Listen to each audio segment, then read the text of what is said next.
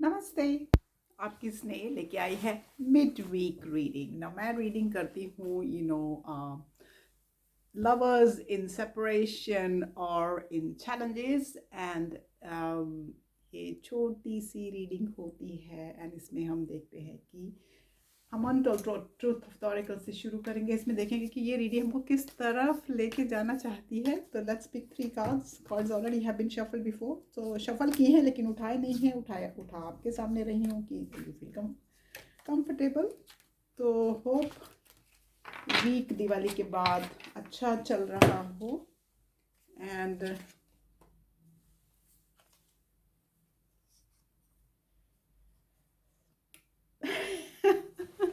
ये हमारी जो जो स्टोरी लाइन चल रही है बहुत रेगुलर चल रही है। पिछले महीने डेढ़ से मैं देख रही हूँ कि अभी भी कंफ्यूजन है, कुछ अनक्लियर है, कुछ अनसेटल्ड है, कुछ पजल्ड है।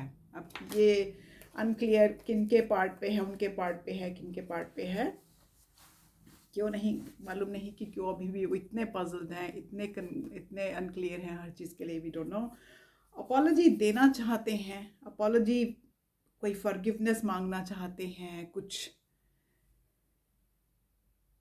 अपॉलॉजी वो ज़रूरी नहीं कि मुंह से बोल के ही मांगेंगे। वो आपको फूल भी भेज सकते हैं, आपको चॉकलेट्स भी भेज सकते हैं, कोई गिफ्ट भी दे सकते हैं। तो ये भी एक अपॉलॉजी का तरीका होता है। कुछ लोग मुंह से नहीं कह सकते हैं कि I am sorry and that's okay, you should accept that.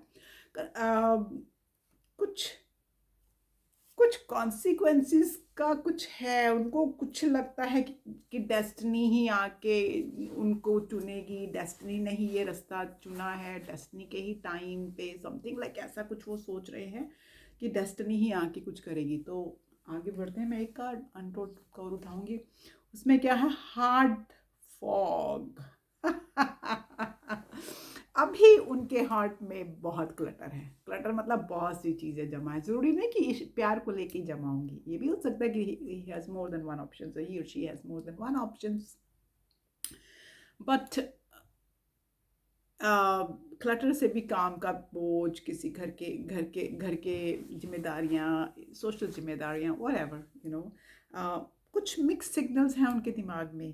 कुछ इमोशंस कुछ उन्होंने ब्लॉक करके रखी हुई हैं। क्यों इमोशंस ब्लॉक करके बैठे हैं, I have no idea, but emotions block करके बैठे हैं। Alright, let's see message of oracle cards में क्या आता है। ये कि ये कहाँ तक ये हार्ट को अपने फॉग करके बैठे हैं। लेट्स सी क्यों फॉग करके बैठे हैं, क्या है 1 2 3 मैसेजेस बहुत कंसिस्टेंट आ रहे हैं कि दे कंफ्यूज हैं। कंफ्यूज किस चीज़ को लेके हैं कुछ पता नहीं है। Intuition, addiction and acceptance. Wow, intuition, acceptance and addictions के कार्ड हैं, देख लीजिए।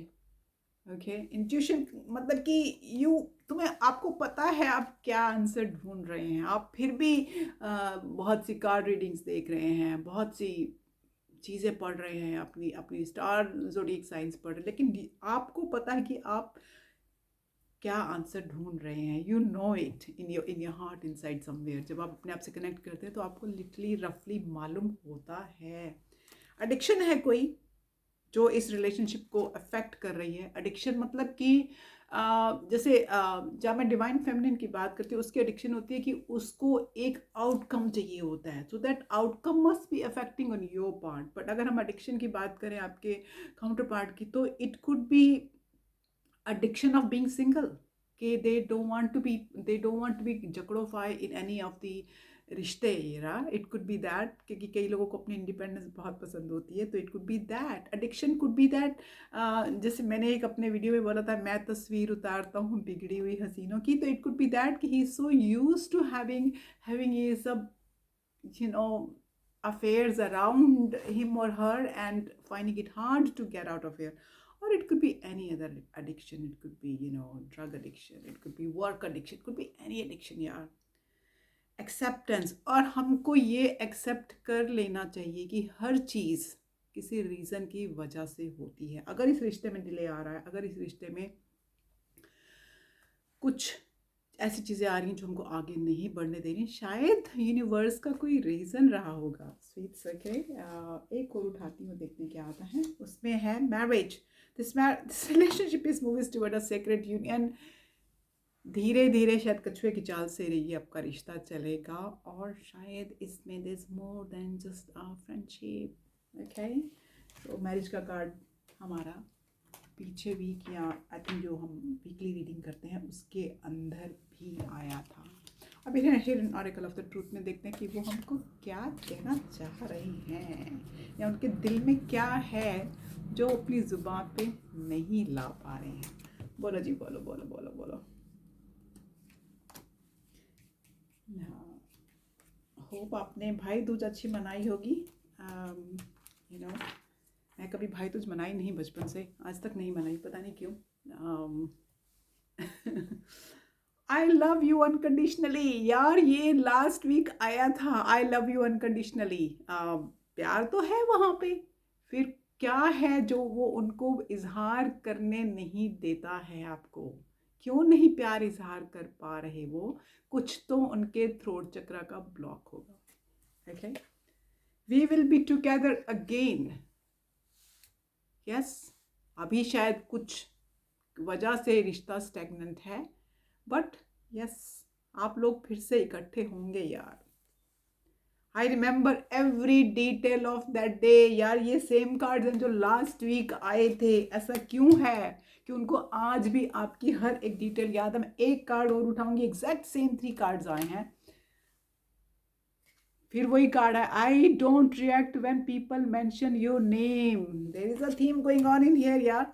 सेम एग्जैक्ट कार्ड डेस्टिनी हमको दिखाना चाहती है कि वही कार्ड्स आए हैं। क्यों आए हैं मेरी समझ से बाहर है। आप लोग मुझसे बेटर कंडीशन में हैं ये समझने के लिए कि why same cards are there.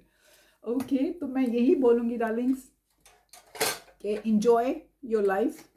जो भी काम आप सीख रहे हैं अपनी ज़िंदगी में उसको 150% दीजिए।